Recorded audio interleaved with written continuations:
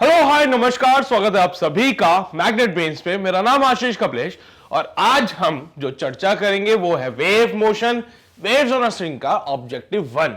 भाई इससे पहले हम शॉर्ट आंसर्स डिस्कस कर चुके थे जहां पे कुछ कॉन्सेप्चुअल क्वेश्चंस हमने सॉल्व करे थे।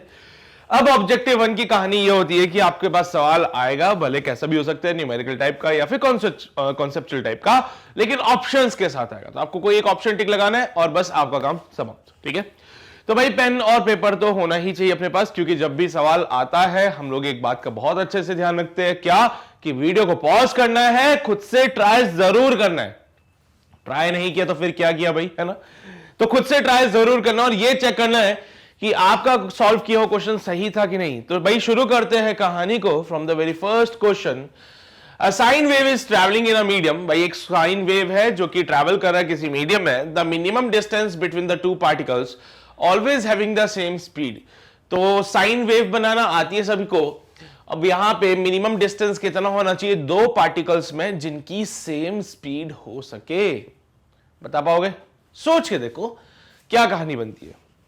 सोचो जरा, दो ऐसे पार्टिकल्स के बीच का सेपरेशन जिनकी स्पीड सेम होगी। सोचा कुछ? क्या करें इसमें? अरे बड़ी सिंपल सी बात है। पहले तो मैंने एक साइन वेव बनाया। क्या ये साइन वेव ऐसा ही बनता है बेटा? कैसा सर? ऐसा? बिल्कुल सही पकड़े हैं, है ना। साइन वेव ऐसा ही बनाते हम लोग। अब दो पार्टिकल लेते हैं। पहला पार्टिकल मैंने यही ले लिया, मान ले बेटा ये हमारा पहला पार्टिकल हो जाएगा, ये हमारा दूसरा पार्टिकल हो जाएगा और ये हमारा तीसरा पार्टिकल होगा। इन तीनों पार्टिकल की खासियत पता है क्या है? कि तीनों सेम पोजीशन पे हैं। तीनों पार्टिकल्स की खासियत ये है कि तीनों सेम पोजीशन पे हैं। तीनों सेम पोजीशन पे हैं, जो कि मीन पोजीशन हम लोग कंसीडर करते थे, अगर आपको याद हो तो बेटा। क्योंकि ये जो वेव है इसमें जो पार्टिकल्स है वो ऑसिलेट करेंगे, राइट। किसी भी वेव में जो पार्टिकल्स होते हैं वो ऑसिलेट करते हैं।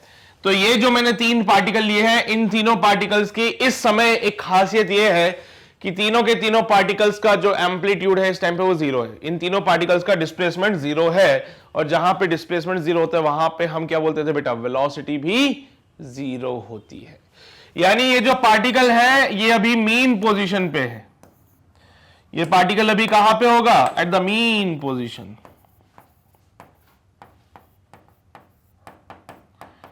तो पार्टिकल की वेलोसिटी यहां पे मैक्सिमम हो जाएगी बेटा। सेकेंड वाला पार्टिकल कहां पे? सर ये भी है एट द मीन पोजीशन। तो यहां पे भी इसकी वेलोसिटी हो जाएगी मैक्स। और सेम कहानी तीसरे पार्टिकल के लिए भी लगेगी। मान लो चौथा पार्टिकल मैंने यहां पे ले लिया, तो फोर्थ पार्टिकल कहां पे है? एक्सट्रीम पे है। और जब फोर्थ पार्टिकल एक्सट्रीम पोजीशन पे होता है तो इसकी वेलोसिटी जीरो होती है ना। यहां पे एक और पार्टिकल है जो कि एक्सट्रीम पोजीशन पे, इसकी भी वेलोसिटी जीरो होगी। तो यहां पे अगर आप 1 से शुरू होते हैं और यहां तक जाते हो तो एक साइकिल कंप्लीट होती है बेटा। अगर आप यहां से शुरू करते हो 1 से और चलते जाते हो तो एक साइकिल कंप्लीट होती है थर्ड पॉइंट तक। तो यहां से लेके यहां तक this is the complete 1 cycle, और एक साइकिल में जो डिस्टेंस ट्रेवल किया जाता है that is called the wavelength बेटा।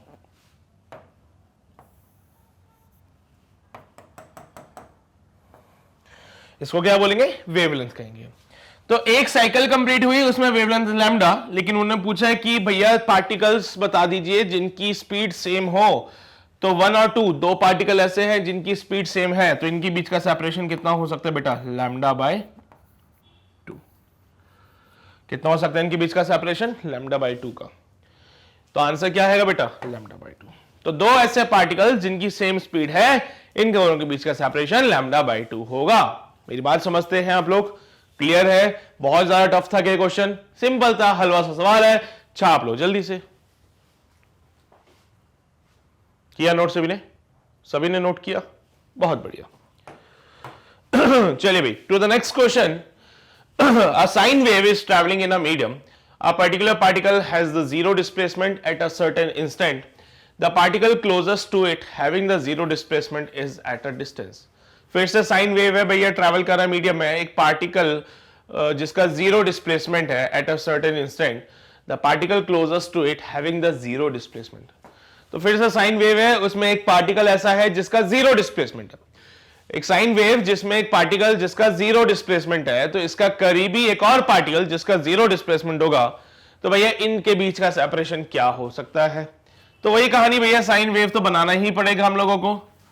तो भाई साहब साइन वेव बनाया, ठीक है, बहुत बढ़िया। एक पार्टिकल जिसका डिस्प्लेसमेंट जीरो है, तो मैंने लिया, ये रहा वो पार्टिकल नंबर 1 जिसका कि डिस्प्लेसमेंट कितना है इस टाइम पे, जीरो। यहां पे इधर आओगे तो आपको मिलेगा सेकंड पार्टिकल जिसका डिस्प्लेसमेंट कितना है, जीरो। यहां पे आओगे तो आपको मिलेगा ये थर्ड पार्टिकल जिसका डिस्प्लेसमेंट अगेन क्या होगा, जीरो। तो यहां पे आपको पहला पार्टिकल ये मिला, दूसरा पार्टिकल ये मिला, तीसरा पार्टिकल ये मिला, यानी कि ऐसे 3 पार्टिकल्स हमें अभी देखने को मिल रहे हैं जहां पे डिस्प्लेसमेंट जीरो है। इन्होंने बोला जो 2 पार्टिकल्स जिनका डिस्प्लेसमेंट जीरो है उनके बीच का डिस्टेंस कितना, तो साहब ये होता है लैम्डा। एक साइकिल में जो डिस्टेंस कवर की जाती है that is called the lambda. तो ये वाला जो डिस्टेंस हो जाएगा it is your lambda by 2, this distance will be your lambda by 2। तो आंसर क्या आएगा बेटा, 2 पार्टिकल्स जिनका डिस्प्लेसमेंट जीरो है, the separation between the particles will be lambda by 2। बस खत्म, यही पूछा, तो यही पूछा उन्होंने बस। हाँ तो छाप लो भाई जल्दी से, ये भी आपका आंसर कंप्लीट हो गया है। जल्दी से नोट करेंगे सभी लोग, किया नोट सभी ने, वेरी गुड। तो चलिए भाई आगे बढ़ते हैं to the next question. Question number 2 के बाद question number 3, which of the following equation represents a wave travelling along the Y axis. भाई यहां पे 4 इक्वेशंस आपको दे रखी है, इनमें से कौन सी इक्वेशन रिप्रेजेंट करती है the equation of a wave traveling along the y-axis? Which of the following equation represents a wave traveling along the y-axis? एक ऐसी वेव जो कि y-axis में ट्रैवल कर रही है, एक ऐसी वेव जो कि y-axis में ट्रैवल कर रही है। इक्वेशन लिख सकते हैं कि हम लोग, सर जब हम इसमें जनरल इक्वेशन जो वेव की जानते हैं तो y equals to a sin omega t minus का kx, या फिर जस्ट kx माइनस का ओमेगा t, है ना। तो जब आप ये वेव की एक जनरल इक्वेशन लिखते थे तो इसमें ये डिफाइन करता था डिस्प्लेसमेंट ऑफ द पार्टिकल को, डिस्प्लेसमेंट ऑफ पार्टिकल, ये रिप्रेजेंट करता था डायरेक्शन ऑफ वेव प्रोपगेशन को।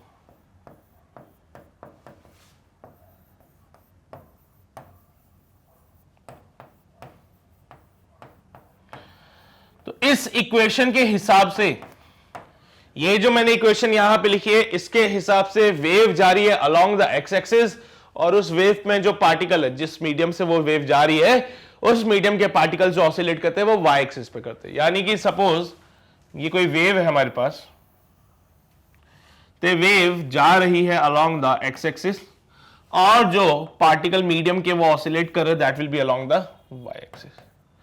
तो पार्टिकल जो ऑसिलेट कर रहे हैं वो वाई एक्सिस में कर रहे हैं, और वेव का जो प्रोपगेशन हो रहा है वो एक्स एक्सिस में हो रहा है। इसका मतलब ये होता है। लेकिन उन्होंने हमसे जो पूछा है उसमें उन्होंने बोला कि एक ऐसी वेव बताइए जो वाई एक्सिस में ट्रैवल करे। तो अगर कोई वेव वाई एक्सिस में ट्रैवल करना चाहती है तो एक्स की जगह वाई लिखना पड़ेगा, और वाई की जगह एक्स लिख दीजिए बेटा, क्योंकि जब वेव वाई एक्सिस में ट्रैवल करेगी तो तुम समझदार हो, समझदारी से काम लोगे। जब वेव प्रोपगेट करती है अलोंग द वाई एक्सिस तो पार्टिकल ऑसिलेट करते हैं अलोंग द एक्स एक्सिस। तो displacement of the particle along the x axis, amplitude A ले लीजिए, साइन ऑफ बेटा जी के एक्स की जगह के वाई लिखना पड़ेगा माइनस का ओमेगा टी, के एक्स की जगह वाई लिखना पड़ेगा, एक्स की जगह वाई लिखना पड़ेगा, ठीक है। तो इक्वेशन बनती है वाई की जगह एक्स लिख दिया, क्यों? क्योंकि सर अगर वेव वाई एक्सिस में चलती है तो पार्टिकल का जो डिस्प्लेसमेंट होगा वो अलोंग द एक्स एक्सिस होगा। अगर वेव वाई एक्सिस में प्रोपागेट करती है तो पार्टिकल का जो डिस्प्लेसमेंट होगा that will be along the x axis. तो y equals to a sin kx minus omega t, y equals to a sin kx minus का ओमेगा टी। तो भैया y की जगह आएगा x, a की जगह a रहने दीजिए, sin की जगह sin रहने दीजिए, k की जगह k, लेकिन वेव का जो प्रोपगेशन हो रहा है that will be along the y axis. तो x की जगह y आ जाएगा माइनस का ओमेगा टी, ऐसे चल रहा है। अब देखो जरा पूरे इक्वेशन में कहां दिखता है सर, ये तो गलत हो जाएगी बी इक्वेशन, हाँ बहुत बढ़िया। सर ये देखो ना, ये भी तो y में है, यानी कि ए सी और डी में से कोई एक होने वाला है। ओहो मेरे बच्चे, उन्होंने क्या बोला है, वेव ट्रैवलिंग, उन्होंने बोला वेव ट्रैवलिंग, यानी कि यहां पे जो बात हो रही है that will be for the plane progressive wave, क्योंकि सर एक plane progressive wave PPW, plane progressive wave ही ट्रैवलिंग होती है। एक प्लेन प्रोग्रेसिव वेव जो होती है it is a travelling wave. लेकिन अगर हम बात करें स्टेशनरी वेव की, बिकॉज ये दोनों इक्वेशंस किसकी हैं? For the stationary wave. ये दोनों इक्वेशंस हैं फॉर द स्टेशनरी वेव्स। तो भैया अगर दोनों इक्वेशन स्टेशनरी वेव की है तो ये बात तो नहीं हो सकती, और इक्वेशन स्टेशनरी वेव की होने के साथ साथ चीजें गलत भी लिख दी इन्होंने। भाई बोलते हैं y equals to a sine k y cos omega t. कैसे हो सकता है कि मतलब पार्टिकल जो है वो डिस्प्लेस कर रहा है in the direction of the wave. Stationary wave में ऐसा थोड़ी होता है भाई, स्टेशनरी वेव तो ऐसा बोलती है कि साहब ये चीज, भले वेव का डायरेक्शन आप y में कर दीजिए ऐसे है? अगर वेव हमारा x डायरेक्शन में है तो पार्टिकल्स का जो डिस्प्लेसमेंट होगा that will be along the y axis. तो पहली बात तो स्टेशनरी वेव की इक्वेशन है वो भी सही से नहीं लिखी उन्होंने, तो ये हमारे दोनों ऑप्शंस क्या हो जाएंगे? गलत हो जाएंगे। ये जो फॉर्मेट होता है this is for the stationary wave, उसमें भी फॉर्मेट इन्होंने गलत लिख दिया, y की जगह x होना चाहिए था तो बात बनती। तो एक ही ऑप्शन मुझे दिखता है जो कहता है कि x equals to a sin ky minus का ओमेगा टी होगा, यही हमारा सही जवाब है। ये सी और डी क्यों नहीं है? पहली बात तो सर स्टेशनरी वेव जो कि रुकी हुई होती है, इन्होंने बोला ट्रैवलिंग वेव है ना, तो ट्रैवलिंग वेव की क्वेश्चन ये नहीं होती। दूसरी चीज देखो भाई, यहां पे y equals to a sin ky cos omega t है ना, तो जब ये k y और y में आ रहा है ना तो ये चीज गलत है भाई। क्यों? क्योंकि साहेब सीधी सी बात है, जब आप यहां पे इसको सॉल्व करो तो एक जगह यहां पे डिस्प्लेसमेंट ऑफ द पार्टिकल का आता है, तो वेव अगर x एक्सिस की तरफ है तो पार्टिकल का डिस्प्लेसमेंट y में आता है, वेव अगर y एक्सिस के अलोंग है तो पार्टिकल का जो डिस्प्लेसमेंट होगा बेटा that will be along the x axis. तो वेव अगर y की तरफ है तो पार्टिकल का displacement along the x axis होना चाहिए। तो यहां पे x आता तो फिर भी एक बार के लिए भाई कह सकते थे कि भाई वेव की इक्वेशन है ये। अगर यहां पे x होता तो एक बार के लिए कहने की थी बात कि भाई वेव की इक्वेशन हो सकती थी, लेकिन ऐसा कुछ हुआ ही नहीं यहां पे, है ना। इसलिए हम कहेंगे कि this is not the equation of a wave. इसलिए हम क्या कहेंगे? This is not the equation of a wave. I hope you are getting my point. ये सारी बातें समझ रहे हैं तो चलिए भाई जल्दी से आगे बढ़ते हैं। अब हम लोग बढ़े आगे, पक्का? चलो to the next question. Question number 3 के बाद क्वेश्चन नंबर 4 कहता है the equation y equals to a sin square kx minus का omega T represents a wave motion. भाई ये जो इक्वेशन है वेव मोशन को रिप्रेजेंट कर रही है with the amplitude a frequency omega by 2 pi, amplitude a by 2 frequency omega by pi, amplitude 2a frequency omega by 4 pi and does not represents a wave motion. तो क्या कहते हैं आप लोग, क्या ये इक्वेशन वेव मोशन को represent करती है कि नहीं करती? सर अगर ये स्क्वायर नहीं होता, अगर ये स्क्वायर नहीं होता तो बहुत मजा आता, बिल्कुल हम कहते हैं कि वेव की इक्वेशन को रिप्रेजेंट कर रहा है। लेकिन सर ये स्क्वायर ने काम खराब कर दिया है ना, ये स्क्वायर अगर नहीं होता तो शायद मेरे से चीजें बढ़िया तरीके से हो जाती। तो क्या करें भाई? स्क्वायर को खत्म करना पड़ेगा। हाँ सर स्क्वायर को खत्म करना पड़ेगा।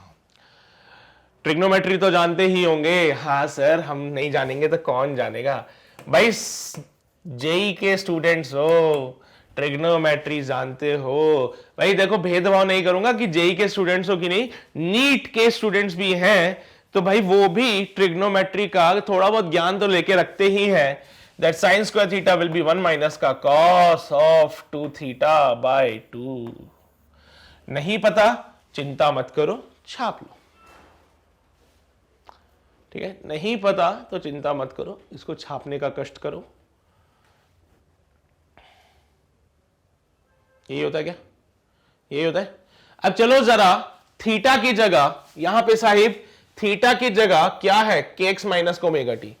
तो sine square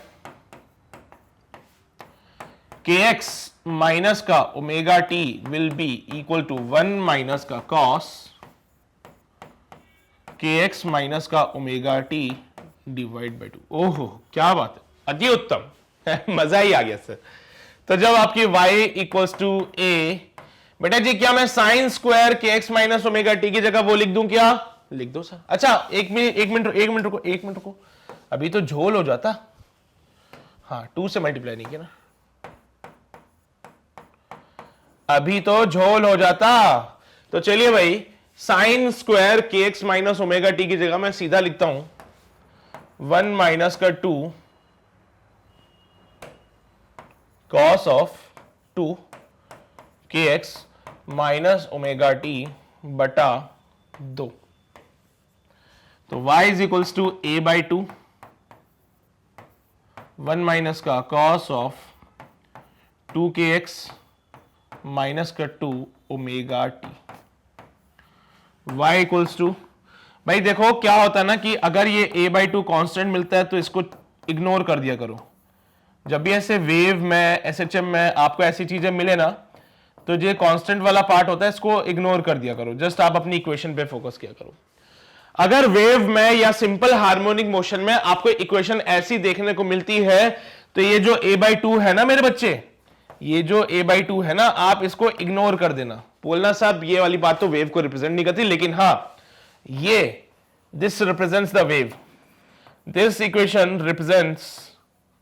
represents the wave.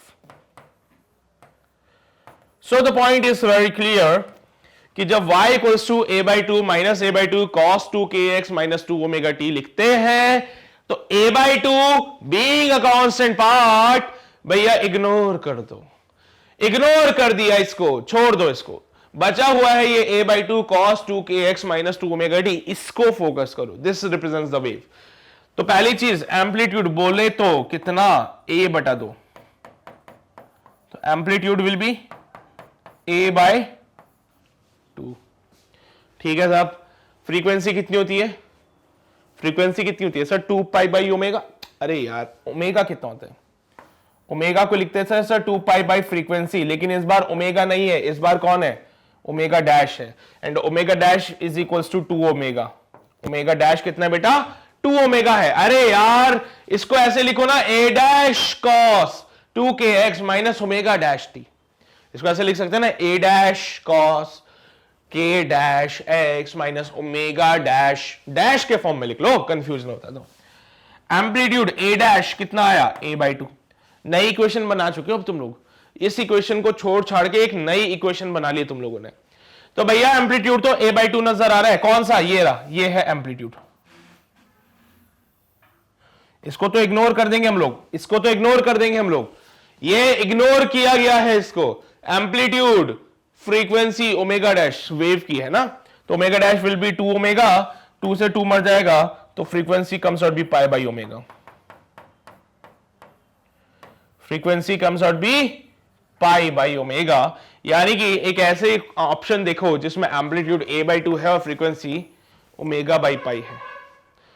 Pi by omega चाहिए ना, उल्टा लिख दिया क्या, हाँ सर उल्टा लिख दिया, इक्वेशन ही उल्टी लिख दी। चलो कोई बात नहीं, अभी करेक्ट कर देते हैं। 2 पाई एफ होता है, चलो ठीक है, हाँ मेरी मिस्टेक हो गई, मुझे माफ कर देना। So 2 omega equals to 2 pi F, 2 से 2 मर जाएगा, frequency comes out B omega by pi. चलिए this is the answer. I hope you are getting my point. तो this is all about the question number 4। छाप लो जल्दी से, ये कहानी क्वेश्चन नंबर 4 की हो चुकी है। जल्द से जल्द इसको नोट कर लिया जाए, जल्दी से नोट करो भाई। हो गया, कर लिया नोट सभी ने, बहुत बढ़िया। तो चलो भाई मैं इसको मिटा देता हूं और आगे बढ़ते हैं अगले सवाल की ओर। अगला सवाल क्वेश्चन नंबर 5 क्या कहता है, विच of the following is a mechanical wave. इनमें से कौन सी मैकेनिकल वेव है, इनमें से कौन सी मैकेनिकल वेव है। Radio wave, X ray, light wave, sound wave. Sir ये कैसे पता चलेगा, देखो भाई मैं आपको बताता हूं। जब हम वेव्स का क्लासिफिकेशंस कर रहे थे, जब हमने वेव का क्लासिफिकेशन किया था, तो पहला क्लासिफिकेशन था मैकेनिकल वेव्स का और दूसरा क्लासिफिकेशन था इलेक्ट्रोमैग्नेटिक वेव्स का। तो सबसे पहले आई थी बेटा मैकेनिकल वेव्स, फिर दूसरी आई थी इलेक्ट्रोमैग्नेटिक वेव।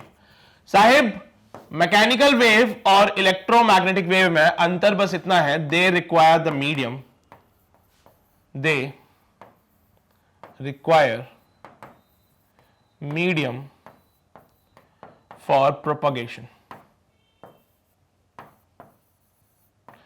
इनको मीडियम की जरूरत पड़ती है, लेकिन जब हम बात करें इलेक्ट्रोमैग्नेटिक वेव की, दे don't require the medium, they don't require medium for propagation. They don't require the medium for the propagation. Propagation के लिए किसी भी मीडियम की आवश्यकता नहीं है।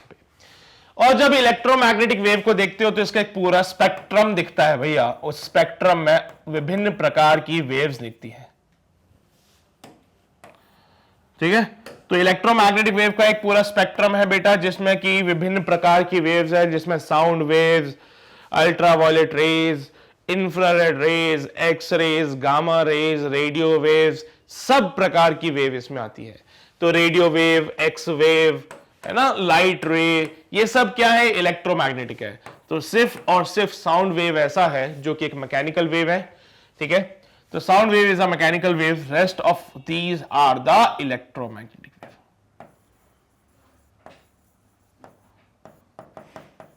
बाकी जितनी भी है सबकी सब क्या है बेटा, इलेक्ट्रोमैग्नेटिक वेव है। बाकी सबकी सब क्या हो जाएंगी, इलेक्ट्रोमैग्नेटिक वेव हो जाएगी। सिर्फ एक साउंड ही है जो कि यहां पे मैकेनिकल है। साउंड के अलावा जो वेव ऑन अ स्ट्रिंग आप पढ़ते हैं वो भी एक मैकेनिकल वेव है, because they require the medium for their propagation, है ना। तो भाई ध्यान रखना, स्पेक्ट्रम अगर आपको पता है कि भाई कौन कौन सी वेव्स उसमें आती है, तो आप उनको बोलना these all are the electromagnetic waves, they don't require any kind of medium, but sound requires a medium. Space में चल लो, है ना, गाली दे लो किसी को, पता ही नहीं चलेगा क्या बोल रहे हो, है ना। चलिए, तो ये क्वेश्चन नंबर 5 हो चुका है, छाप लीजिएगा जल्दी से, फिर हम आगे बढ़े। चलो भाई, ये वाला क्वेश्चन भी हो चुका है। अब आगे बढ़ते हैं to the next question, question number 6। A cock floating in a calm pond executes a simple harmonic motion of frequency v. When a wave generated by a boat passes by it, the frequency of the wave is. भाई सीधी सी बात है, पानी है, शांत पानी है, शांत पानी में कॉक रखी हुई एक, ऐसी होती है बेटा कॉक। अरे तुमने देखा होगा दारू की बोतल के ऊपर वो गुट्टा लगाया होता है। सर वो दारू नहीं, शैंपेन होती है वो, है ना। हाँ, मैं देखो, मैं इन चीजों में नहीं, मुझे नहीं पता। अब बोला गया कि ये ऑसिलेट करे या सिचम करे, कब, जब यहां से एक नाव करीब से गुजरती है। बेटा जी, जब यहां कोई नाव करीब से गुजरती है तो क्या होता है, पानी में रिपल्स फॉर्म होते हैं, वेव बनती है, बिल्कुल बनती है सर। जैसे ही कोई नाव गुजरती है करीब से तो पानी में रिपल्स बनती है बेटा, और बेसिकली जब पानी में रिपल्स बनेगा तो ये जो कॉक है वो अप्स एंड डाउन ऑसिलेट करेगा, बिल्कुल करेगा। तो पूछा गया है कि ये जो ऑसिलेट कर रहा है, ये जो एसएचएम करेगा, उसकी फ्रीक्वेंसी और वेव की फ्रीक्वेंसी कैसे, क्या रिलेशन है, वो आपको बताना है। ये जो कॉक ऑसिलेट कर रहा है, एसएचएम कर रहा है, इसकी फ्रीक्वेंसी और ये जो वेव बन रहा है उसकी फ्रीक्वेंसी, मतलब अगर हम देखें तो यहां पे अब बताओ जल्दी से मेरे बच्चे कि कैसे इसको रिलेट किया जाए, है ना। ये जो एसएचएम कर रहे हैं इसकी फ्रीक्वेंसी दे रखी है उन्होंने म्यू, और इसकी फ्रीक्वेंसी को उसने वी से डिनोट कर दिया। वैसे वी से नहीं बल्कि न्यू से डिनोट करते तो ज्यादा अच्छा लगता, बट चलो कोई बात नहीं, ठीक है। तो इसकी फ्रीक्वेंसी दे दी है, वेव की फ्रीक्वेंसी मांग रहा है। इसकी फ्रीक्वेंसी दे दी, वेव की मांग रहा है। तो अगर मैं बात करता हूं किसी भी वेव की, एक साइनोसॉइडल वेव अगर मैं यहां पे बना लूं, तो जो फ्रीक्वेंसी वेव की होती है, आई थिंक वही फ्रीक्वेंसी पार्टिकल की भी होती है। क्यों भाई, सही बात है कि गलत बात है? अरे यार, जो फ्रीक्वेंसी वेव की पार्टिकल की भी तो वही फ्रीक्वेंसी होगी। क्यों? सोच के देखना, पार्टिकल क्या कर रहा है, ऑसिलेट कर रहा है। ये पार्टिकल ऑसिलेट कब करता है, जब वेव आती है। भाई जब वेव ही नहीं होगी तो पार्टिकल ऑसिलेट कैसे करेगा? जब वेव ही नहीं होगी तो पार्टिकल ऑसिलेट क्यों करेगा भाई? तो पार्टिकल जो है एसएचएम कर रहा है, जो पार्टिकल हमारे यहां पे जो एसएचएम कर रहा है, वो पार्टिकल एसएचएम कर रहा है साहब, जस्ट बिकॉज वेव आई। अब सोच के देख बेटा, वेव ही नहीं होती तो पार्टिकल ऑसिलेट कैसे करता? तो जो फ्रीक्वेंसी से ये पार्टिकल सिंपल हार्मोनिक मोशन कर रहा है वही एक्चुअली वेव की फ्रीक्वेंसी है। तो वेव की फ्रीक्वेंसी और इसकी फ्रीक्वेंसी में कोई खासा अंतर नहीं आएगा। वेव की फ्रीक्वेंसी में और इसकी फ्रीक्वेंसी में कोई खास अंतर नहीं है, क्योंकि भाई जब वेव ही नहीं होगी तो ये ऑसिलेट यानी सिंपल हार्मोनिक मोशन कैसे करेगा? तो भाई सिंपल हार्मोनिक मोशन करने के लिए यहां पे इस वेव को होने की आवश्यकता है, वेव होना कंपलसरी है। वेव नहीं है तो फिर सिंपल हार्मोनिक मोशन भी नहीं होगा। So basically the option A for this question number 6 is correct here, जो कि कहता है कि ये वेव की इक्वेशन रहेगी। क्लियर रहेगी बात सभी को? सभी को क्लियर रहेगी बातें? पक्का? चलो भाई, so to the next question, question number 7 कहते हैं भैया दो स्ट्रिंग्स है A and B made of the same material are stretched by the same tension. The radius of the string A is doubled of the radius of B. A transverse wave travels on A with the speed of VA and on B with the speed of VB. Then the ratio of VA by VB is.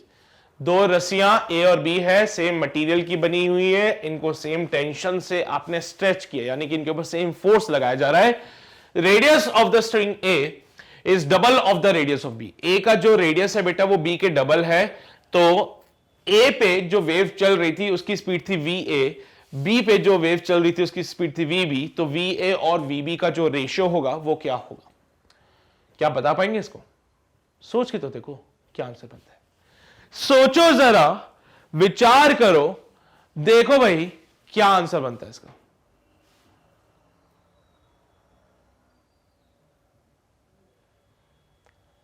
विचार किया? क्या विचार किया तुम लोगों ने कि sir पहली बात ये दोनों के ऊपर लगने वाला टेंशन सेम है, दोनों पे लगने वाला टेंशन सेम है। Radius of A is double the radius of B. बहुत ही बढ़िया। पर सर रेडियस का क्या काम? सर दोनों का मटेरियल सेम है, बोले तो डेंसिटी ऑफ ए बराबर डेंसिटी ऑफ बी। बेटा जब मटेरियल सेम होता है तो डेंसिटी सेम होती है, ठीक है। Now sir V A is equals to under root of T A divided by mu A. By mu क्या होता है? मास पर यूनिट लेंथ होता है, लेकिन sir in terms of density निकालोगे तो ज्यादा अच्छा लगेगा। So mu can be written as rho into A. A बोले तो क्रॉस सेक्शनल एरिया, ए बोले तो क्रॉस सेक्शनल एरिया। मेरे बच्चे मुझे एक बात बता, क्या तूने ये फॉर्मूला कभी देखा है? हाँ, क्या ये फॉर्मूले से वाकिफ हैं आप लोग? क्या आप लोगों ने ये फॉर्मूला कभी देखा है? जानते हैं ये फॉर्मूला कहां से आया? बिल्कुल जानते सर, बिल्कुल जानते सर। म्यू को लिखते थे मास पर यूनिट लेंथ, मास पर यूनिट लेंथ। मास को लिखते density into volume upon length. तो mu can be written as density into volume को लिखेंगे area into length upon length. Length से लेंथ मर जाएगा and mu will be density into area.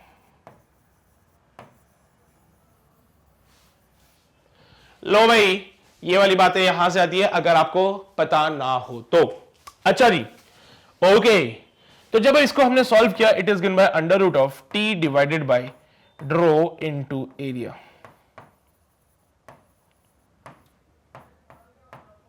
अब क्योंकि देखो भाई रेडियस में अंतर है तो फिर तो मैं समझ पाऊं कि एरिया में भी अंतर आएगा, है ना। तो वी ए आ गया, वी बी आ गया under root of T B divided by mu B, है ना, under root of T divided by rho into area of B.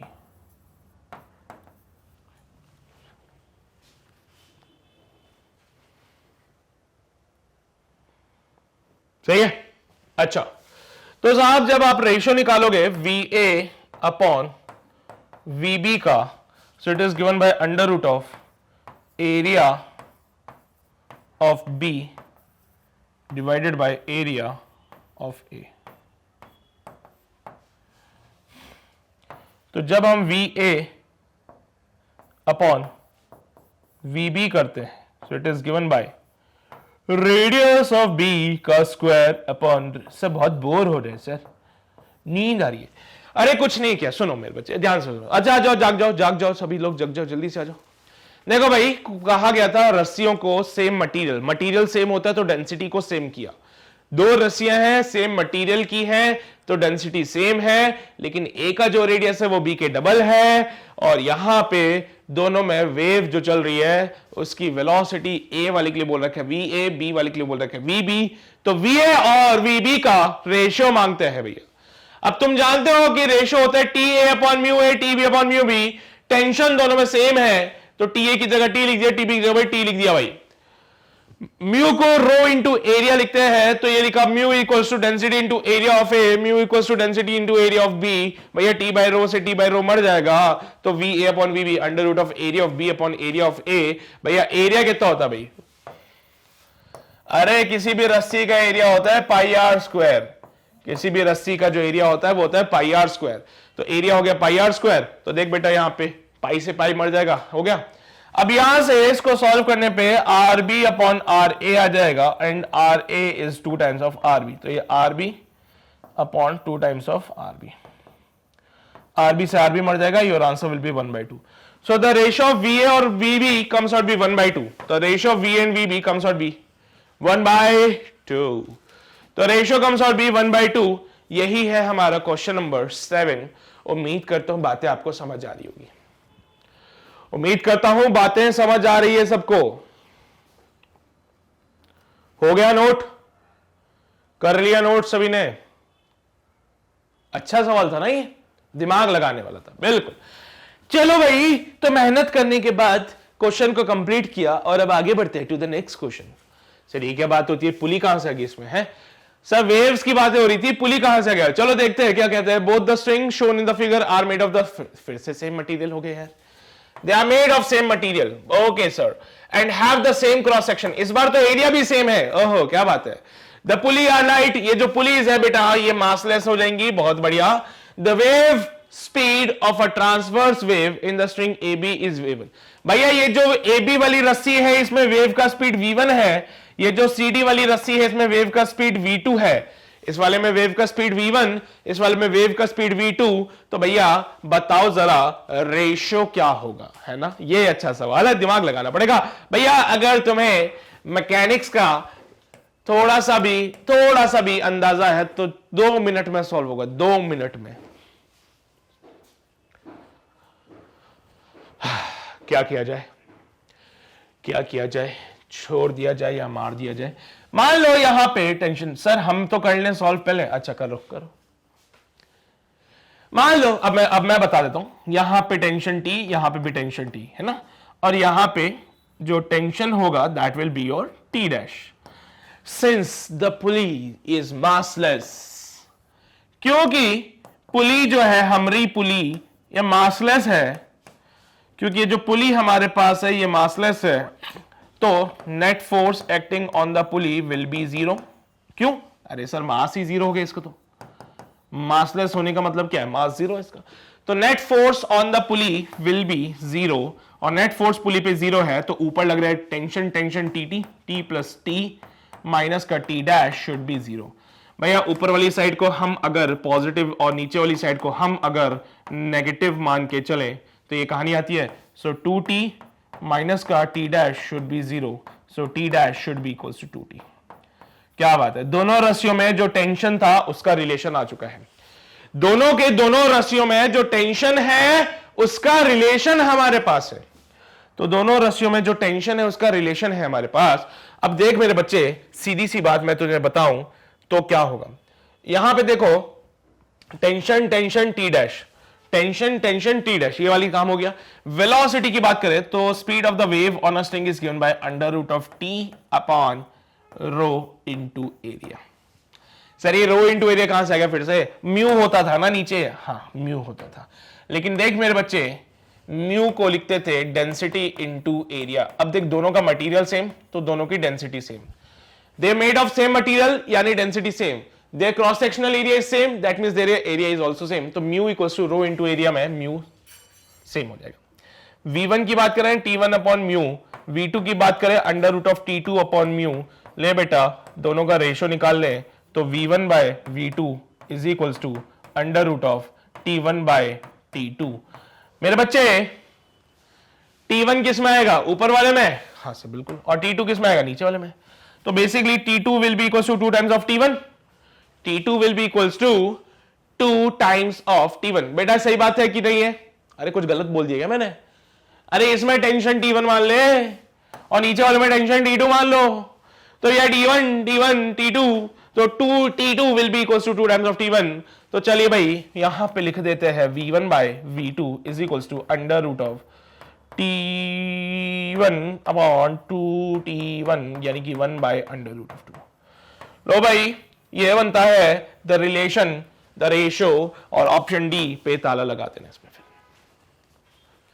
कुछ भी नहीं है, तुम जो सोच रहे हो कि भाई ये क्या हो गया है, कहां से आया ये सर, कैसे करा इसको सॉल्व, अरे कुछ ना है भाई, सिंपल सी बातें हैं, रॉकेट साइंस ना है कोई।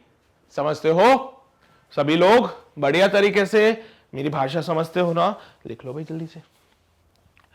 हाँ जो मैं बोल रहा हूं मेरी बातें सुनाई दे रही है, साफ साफ समझ आ रहा है, बढ़िया से पिक्चर क्लियर हो रही है, तो छाप लो जल्दी से।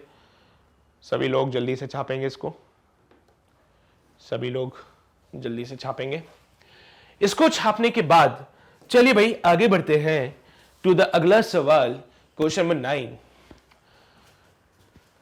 Velocity of sound in air is 332 metre per second. अच्छा ये होता है क्या, ज्ञान की बात। देखो भाई कितना अच्छा सवाल है, तुम्हें नॉलेज भी दे रहा है ना भाई, ये ज्ञान की बात है। हमें पता होना चाहिए कि साउंड की जो स्पीड है in air it will be around 332 metre per second.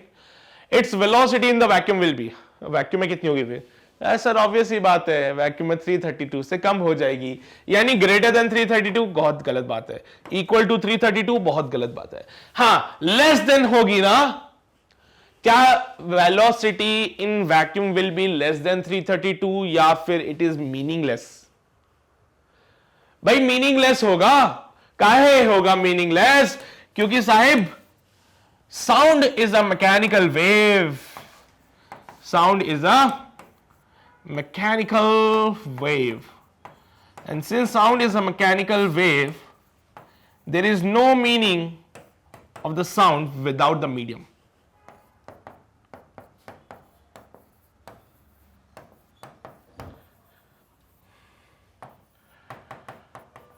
ठीक है भाई, तो मीडियम के बगैर इसका कोई वजूद नहीं, बिल्कुल बकवास बात है ये। So there is no meaning of the sound without the medium। तो मीडियम के बिना ये सब फालतू की बातें हैं, मीनिंगलेस है बिल्कुल ये, ठीक है, ये सब फालतू की बातें हैं, सब कुछ मीनिंगलेस है बेटा।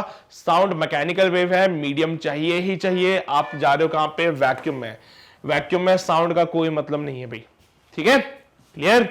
बस हाँ इतनी सी बात है, छाप लो जल्दी से, फिर हम आगे बढ़े। हो गया? To the next question, question number 10, क्या कहता है भाई? A wave pulse traveling on a two-piece string get partially reflected and partially transmitted at that junction. The reflected wave is inverted in shape as compared to the incident one. If the incident wave has a wavelength of lambda and the transmitted wave has a wavelength of lambda dash, what is the relation? बहुत ही शानदार सवाल, प्यारा सा सवाल। एक wave I, to piece string का मतलब एक तरफ से रस्सी पतली, एक तरफ से रस्सी मोटी। ऐसे वाले केसेस याद है आपको? ऐसे वाले केसेस याद है आपको? यहां से वेव आती थी पतली रस्सी से, यहां से कुछ वापस चली जाती थी और यहां से कुछ इसका ट्रांसमिशन होता था। याद आ रहा है ऐसी कुछ बातें? ये मैंने ज्यादा ही बना दिया, कुछ इतना नहीं, बस थोड़ा सा ऐसे वेव जाती थी। याद आ रहा है कुछ? ऐसी चर्चाएं हुई थी हमारी, पता नहीं सर हम तो भूल ही गए। अरे रिफ्लेक्शन ऑफ द वेव, पहला केस आया था जिसमें रिफ्लेक्शन होता था, दूसरा केस आया था जिसमें ट्रांसमिशन हो रहा था। हाँ तो सर डेंसर रेयरर वाली वेव बातें आई थी यहां पे कुछ, तो वैसे ही बातें हैं। टू पीस स्ट्रिंग है बेटा जिसमें कि क्या हो रहा है, वेव जो है पार्शियली रिफ्लेक्ट हो रही है और पार्शियली ट्रांसमिट हो रही है। The reflected wave is inverted in shape. तो भाई मान ले अगर यहां पे वेव गई ऐसे, तो यहां से मीडियम चेंज हो जाता है,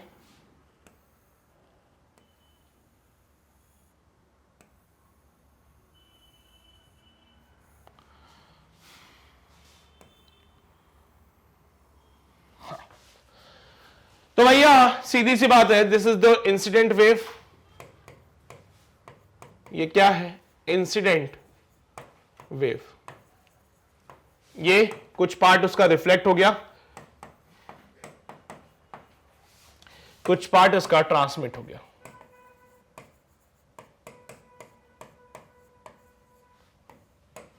कुछ पार्ट रिफ्लेक्ट हुआ, कुछ पार्ट इसका ट्रांसमिट हो गया। ठीक है, ऐसा तभी होता है जब वेव लाइटर स्ट्रिंग से हैवियर स्ट्रिंग की तरफ जाती है। ये आपको कैसे पता चला? देख बेटा, the reflected wave is inverted in shape. Reflected wave inverted तब होती है जब जो वेव है लाइटर स्ट्रिंग से हैवियर स्ट्रिंग में जाती है ना।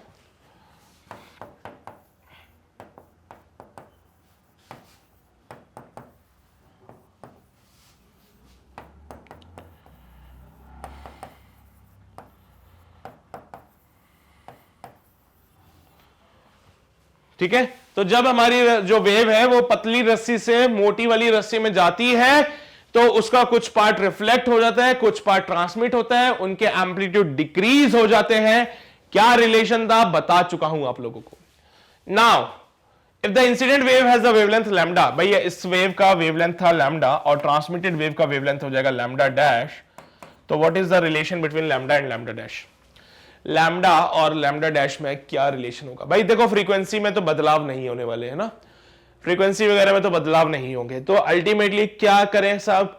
पहली चीज तो स्पीड, यहां पे स्पीड अगर इसकी v है और यहां पे स्पीड अगर इसकी v डैश है, तो नो डाउट हम सब सहमत हैं कि v बड़ा होगा v डैश से। भाई speed no doubt incident wave की स्पीड ज्यादा थी, ट्रांसमिटेड वेव की कम हो जाएगी, है ना। अरे वो वाली बात हो जाएगी, रेयरर मीडियम से डेंसर मीडियम में जाते हो तो स्पीड डिक्रीज होती है ना वही बात है, तो ये स्पीड डिक्रीज हुई। अच्छा एक बात बताओ, लैम्डा को क्या लिखते हो? Speed into frequency. लैम्डा को क्या लिखते हो बेटा? Speed into frequency. तो स्पीड को क्या लिखोगे? Lambda upon frequency. तो यहां पे लिखा lambda upon frequency should be greater then lambda dash upon frequency.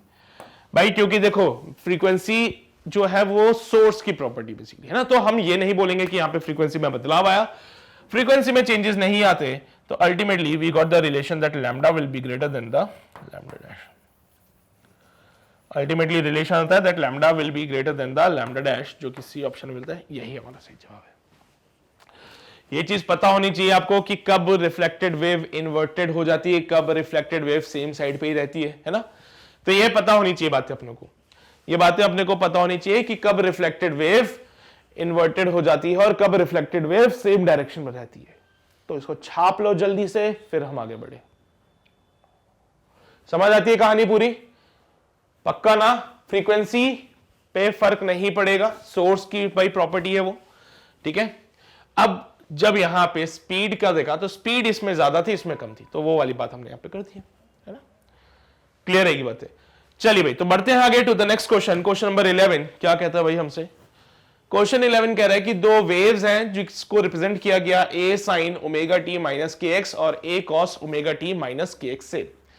तो भाई दे आर सुपर इम्पोज, ठीक है, इनको सुपर इम्पोज किया गया तो resultant wave will have magnitude. तो चलिए भाई देखते हैं, यहां पे पहली वेव की इक्वेशन हमने लिख दी a sin omega t minus का के एक्स, दूसरे की लिख दी a cos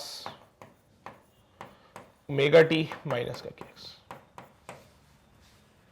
ठीक है, अच्छा एक बात बताओ, इन दोनों में फेज का कोई डिफरेंस है क्या? ये पहली वेव हो गई हमने और ये दूसरी वाली वेव हो गई, क्या इन दोनों वेव्स में फेज का कोई डिफरेंस है? नहीं सर, कोई डिफरेंस नहीं है फेज का। कैसे हो रहा है फेज का डिफरेंस? देखो सेम फेज में नहीं डिफरेंस है। हाँ भाई इसको मत देखो, ये भी तो देखो साइन है और कॉस है।